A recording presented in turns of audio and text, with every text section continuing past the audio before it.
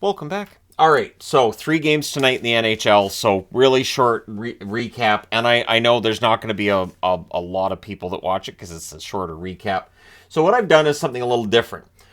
First off, I did use the North Stars magnet. Secondly, you'll notice an up arrow, down arrow, up arrow, down arrow, and these ones, flat line.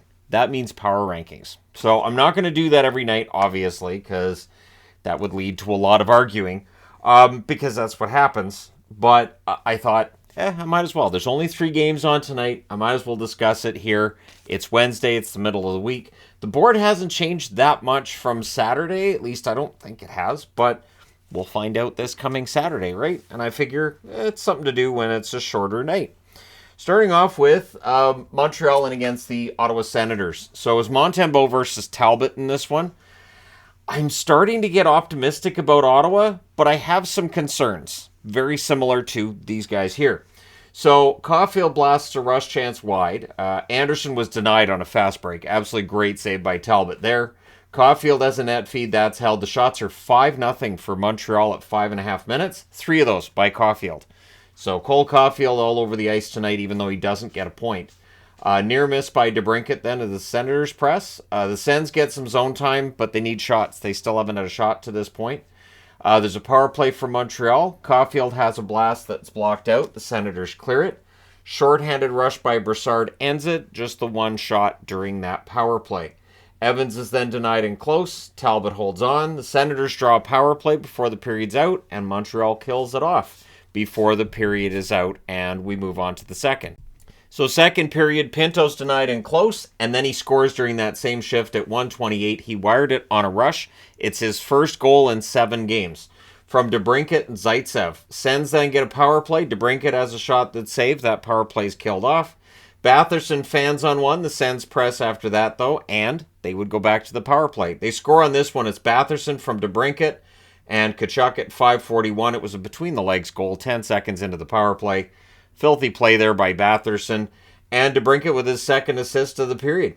Habs press to answer. There's a near miss by Dodonov. Another Sens power play. It was a hand closed on the puck. 1 of 2 times I saw that penalty tonight. And Tkachuk scores on that power play. So that's 2 power play goals in about 3 minutes from DeBrincat and Batherson at 8:02. So DeBrincat, 3 assists in the second period. Not too shabby. Great cycle by Ottawa on that one, and it's in the net. The shots are 14-1 for Ottawa with 8 minutes left. So the Sens are in complete control of the game at this point. Drouin has a net drive. That draws a power play. That was killed off. This is where we start to get the dueling chants in the crowd. In Ottawa games, there is a large contingent of Montreal fans, much like in other Canadian locations. But it feels a little bit different in Ottawa because Ottawa and Montreal really don't like each other. Sens get a power play. It was a 4-minute call on Doc. One penalty was for abuse of officials, which I saw Montreal fans weren't happy about. So anyways, that rolls over into the third period where the Habs finished off the kill. There's a near miss for Xhekaj as the Habs press. The shots are 4-3 for the Sens at 4 minutes. The Habs doing some line juggling. Whatever they do works. Doc scores from Evans at 8:05. It was a good forecheck by Evans and a one-timer by Doc. That's his first goal in 15 games. So nice to see Doc get one there. Habs press for another. They end up getting a power play. There's a near miss for Slafkovsky. That's killed off. And then out of the box, Watson with one of those breaks you see guys get when they come out of the penalty box. He's denied there. And then there's a delayed penalty against Ottawa. And during the delayed call, Montreal scores. It's Dvorak from Suzuki and Dodonov at 13:12. So it doesn't count as a power play goal, but it was 6-on-5. So I don't know if those should count as power play goals. I don't know if the NHL needs to keep track of that, but they don't. It's no big deal. All right, so the Habs press to tie it with 5 minutes left. With 3:16 left, the power play is for the Senators, though. Things get pushy after a hold by Montembeault. They do kill that off. They pull the goaltender with 51.9 seconds left. They are unable to tie it. Your final score is 3-2 for Ottawa. They go to 13, 14, and 2. For Montreal, 14 and 13 and 2 with the loss. The shots 10-6 Montreal in the first, 16-3 Ottawa in the second, and 12-9 Montreal in the third. Final shots 31-25 for the Sens. Power plays, Montreal 0-3, Ottawa 2-7. So it's a lot of power plays. Hits 33-30 for Ottawa. Montembeault saves 28 out of 31, and Talbot continues his strong play, saving 23 out of 25. All right, next up, Detroit in against Minnesota. So Minnesota has started playing. They've admitted it's boring hockey. They've admitted it, and they said in the post game basically, well, if it's boring, it's fine, but it's good for the goaltenders. At least Gustafsson claims it so. It was Hellberg versus Gustafsson in this one. Yes, Hellberg starting for Detroit tonight. Hronek got flattened by Reeves. Now, it was a head hit, but it wasn't a penalty, and I'm okay with it not being a penalty, and Detroit didn't seem to think it should have been a penalty. So it was scary. Hronek left the game, did not come back. I have no idea what his status is. But when I say it was a head hit, was the primary point of contact the head? Yes. But was it a situation where Hronek got caught? Yeah.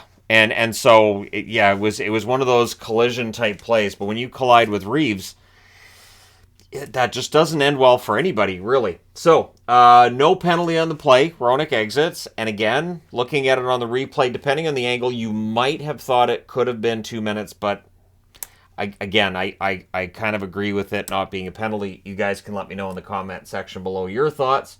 The shots are 2 apiece at 3.5 minutes. The Wild get a power play. The Wings defended that really, really well. There was a late chance for Greenway, but everything that's killed off. Just the one shot on the power play. Reeves then had a net feed that was blocked. Zuccarello's denied. We get some pushing there. Then the shots, 9.5 minutes left. The shots are 5-2. We would have 2 shots in the rest of the period. So, yeah. The Wild go back to the power play. Addison's shot was blocked. And then one of those final shots of the period, Gaudreau puts Minnesota ahead from Steele and Spurgeon at 14:37. There was only 8 seconds left in the power play, but it's 1-0 for Minnesota. And nothing else happened in the rest of the period. I don't know what else to tell you. Second period.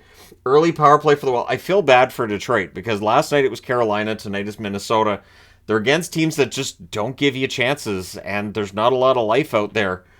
So early power play for the Wild. The Wings go almost a full period between shots. They got one shot shorthanded there to end that. Strong penalty kill for the Wings. Repeated clears. The power play's killed off. The Wild would press after it was done. We then had a fight between Sherratt and Reeves, but Sherratt was already getting a penalty, so the Wild get their 4th power play of the game. Kaprizov has a shot that's held. We then had 1 minute and a second of 4-on-4. Wallman has a rush chance that's held. Everything gets killed off there, and then at 8:02, Dumba. Dumba scores from Greenway and Eriksson Ek, and he was allowed to just kind of walk in and score. He had way too much room out there. That makes it 2-0 for Minnesota. Perron is denied as the Wings look to answer. Physical plays picking up after a clean hit by Seider.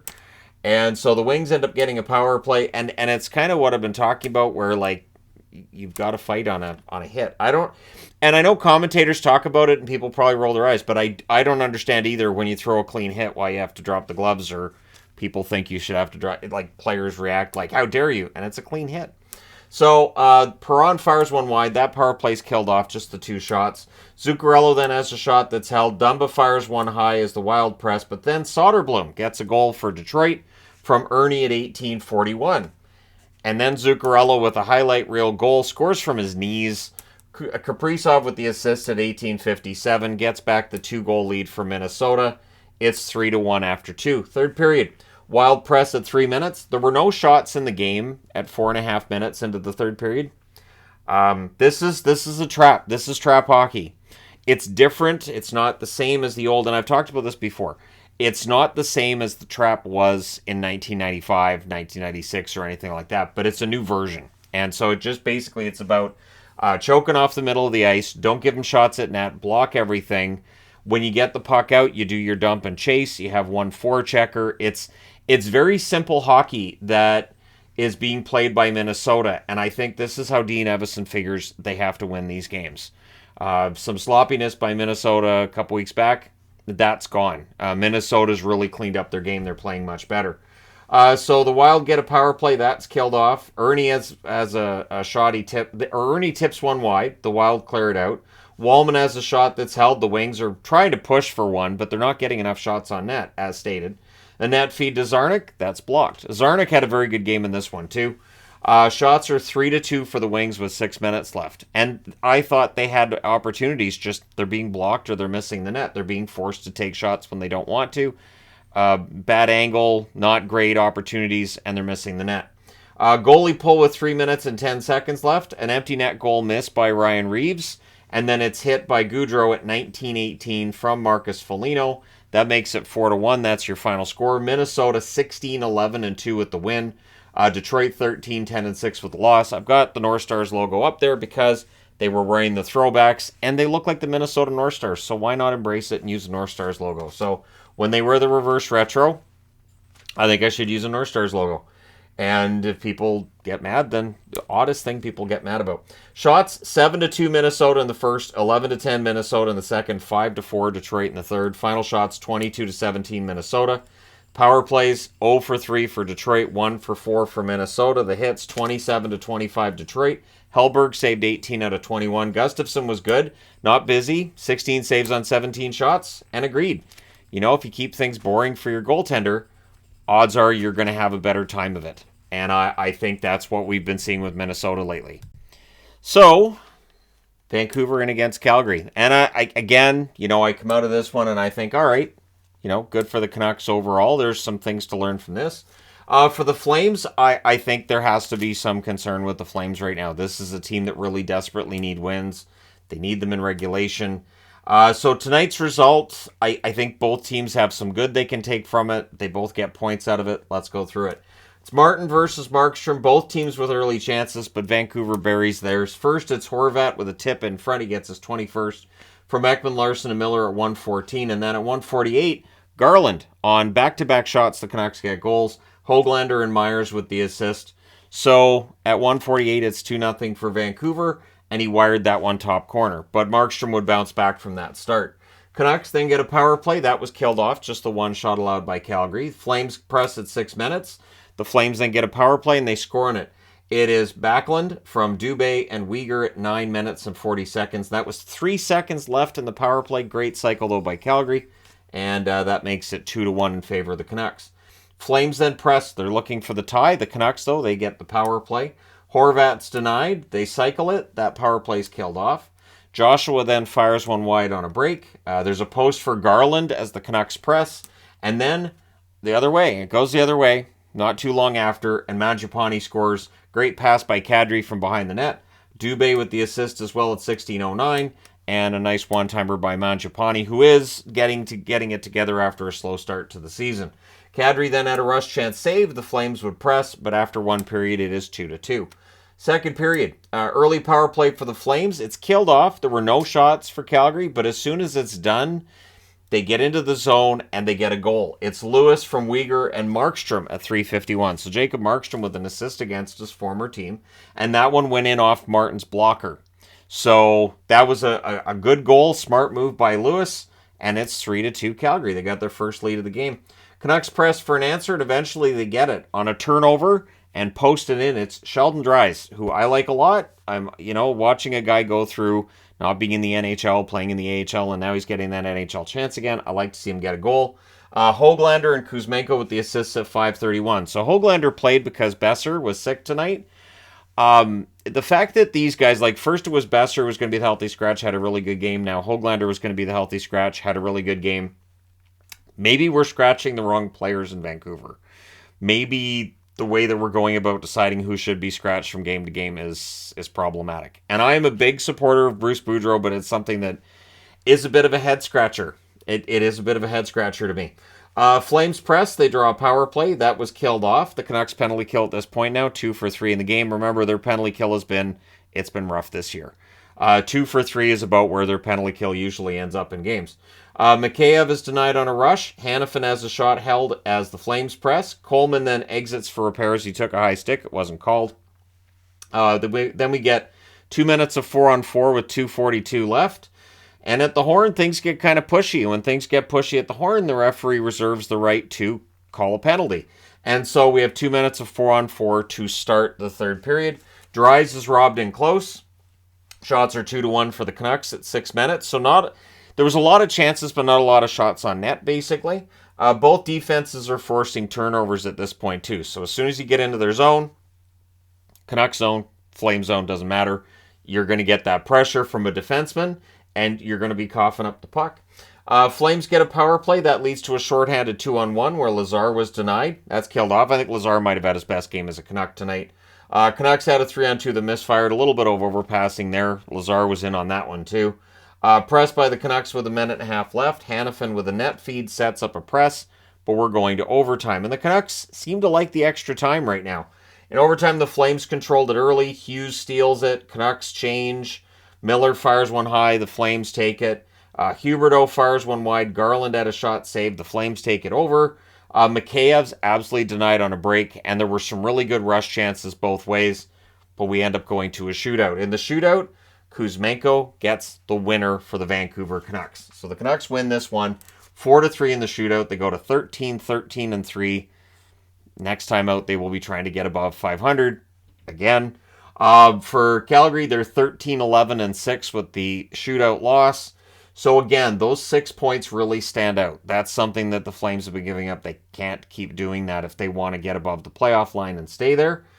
Shots 16-7 for Calgary in the first, 12-11 Vancouver in the second, 9-3 Calgary in the third, and in the overtime the shots were 5-2 for Vancouver.